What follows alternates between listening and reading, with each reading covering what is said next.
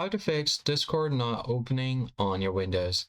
Hey guys, welcome back to the channel. In today's tutorial, we're going to go through a step-by-step guide on how you can fix if your Discord is not opening on your Windows. So the very first thing you want to do here is open up your Run dialog box by pressing Windows plus R button. And then from here, you just need to search for percentage app data %. Once you do that, hit enter and it will open up all of your app data. So you need to find Discord over here. So go ahead and find a Discord folder. From here, you need to find some cache folders. So the first one is this one, then you have code cache, and then you need to find one other folder. So all you have to do is just right click on it and then delete the folder. You can either do them individually or you could just select them all at once by pressing and holding onto your control button. Right click on it and then you can just go ahead and delete it.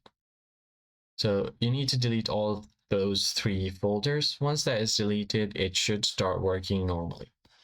But if you're still having issues, then in that case, you need to right click on your Discord's icon or shortcut.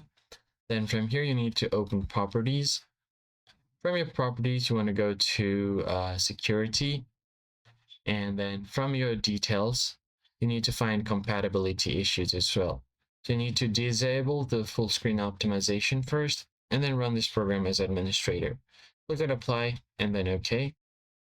Once you do that, restart your PC once and you should be able to open Discord in no time.